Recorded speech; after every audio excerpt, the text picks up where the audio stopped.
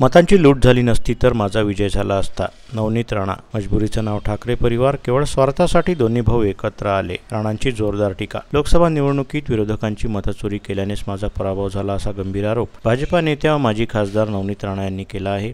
Hanuman Chalisa charitable ट्रस्टतर्फे हनुमानगडी येथे आयोजित दीपोत्सवाच्या कार्यक्रमानंतर त्या माध्यमांशी संवाद साधत होत्या. लोकशाही जिवंत आहे की मृत यावरून विरोधक केवळ जोक करीत असल्याची टीका करताना राणा म्हणाल्या की लोकसभेत ते जिंकले तर लोकशाही जिवंत आणि हरले तर लोकशाहीची हत्या म्हणणं हे ढोंग आहे. राज्यातील शेतकरी आणि महिलांसाठी काम करण्याऐवजी विरोधक केवळ आरोप प्रत्यारोप करण्यात घालवत आहेत. पती आमदार रवी राणा यांना मंत्रिपद न मिळाल्याबद्दल विनोदी शैलीत बोलताना त्यांनी म्हटलं की बहुधा मंत्रिपदासाठी जॅकेट शिवली असावी, त्यापैकी एक आज घातली आहे. उद्धव आणि राज ठाकरे यांच्यावर टीका करताना मजबुरीचं नाव ठाकरे परिवार आहे. बाळासाहेब ठाकरे यांच्या निधनाच्या वेळी ते एकत्र आले असते तर ती विचारांची एकजूट ठरली असती, पण आता सत्तेपासून दूर गेल्यानंतर दोन्ही भाऊ एकत्र आले आहेत, असे माध्यमांशी बोलताना माजी खासदार नवनीत राणा म्हणाल्या. लोकसभा ते जिंकले तर लोकशाही जिवंत आहे. विधानसभेत ते पडले तो लोकशाहीची हत्या, संविधानाची हत्या. जेव्हा तुम्ही लोकसभा निवडून आले तेव्हा लोकशाही जिवंत होती आणि 4 महिन्यांनी लोकशाहीचं मरण कसं होऊ शकते. तर मला असं वाटतं हा सरी जोक आणि गंमत ऑपोजिशन पार्टी करत आहे.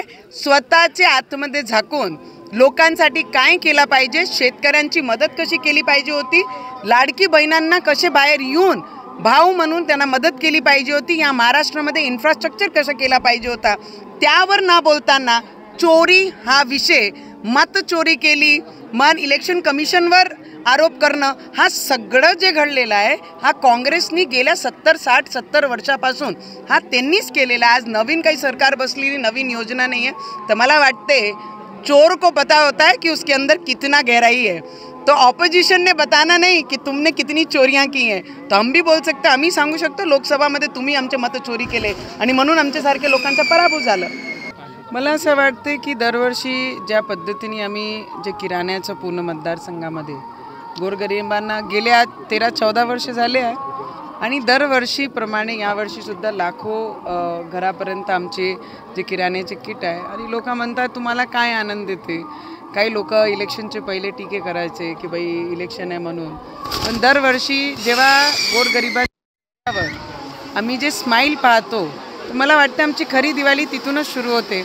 आणि आज जर आपण पाहिलं की हनुमान गडी जे आज 111 फुटाची उभी झाले आहे आमचे संकटमोचन, तेव्हा बरेचसे लोक म्हणायचे आणि देवाच्या आशीर्वादशिवाय एवढी मोठी मूर्ती संकटमोचनची उभी राहणं हा शक्य नव्हता. आणि आमच्या अमरावतीमध्ये संतांची नगरी म्हणतो आम्ही आणि त्याचप्रमाणे हनुमान गडी म्हणून आज हजारो दिये लावून दिवाळीची सुरुवात केली आणि अखंड ज्योत जे इथे सुरू आहे आता येणारे किती तास, 2 दिवस 3 दिवस ते चालू राहणार आहे. कारण अमरावतीचे बरेचसे लोक आपल्या आपल्या घरातून तेल आणत आहे आणि त्या अखंड ज्योतमध्ये ते तेल टाकत आहे आपल्या आपल्या पद्धतीने. तर मला वाटते जेवढे लोक येईन जेवढे तेल त्याच्यात टाकन तेवढी वेळ ते अखंड ज्योत चालू राहील. आणि देवाला फक्त संकटमोचन आहे, देवाला साकडा घातलं आणि सगळ्यांच्या जीवनातले संकट दूर हो आणि दिवाळी चांगली हो आणि येणारा भविष्य सुद्धा खूप चांगला राहो. मी आपल्याला एवढंच सांगू शकते, एक परिवार म्हणून जे ठाकरे परिवार एकत्रित येत आहे, एक परिवार म्हणून महिला म्हणून खूप आनंद होतो की सगळे त्यांच्या कुटुंब एक होत आहे. पण इलेक्शनचे खूप अगोदर आले असते, बाळासाहेब ठाकरेजींचं निधन झाल्यानंतर जर एकत्रित आले असते तर विचारांसाठी ते एकत्रित आले आहेत ते म्हणू शकले असते. पण आज जे एकत्रित येत आहे, घर में कुछ नहीं रहा और अंधेरा हो गया तो अब निकले हैं उजाला करने.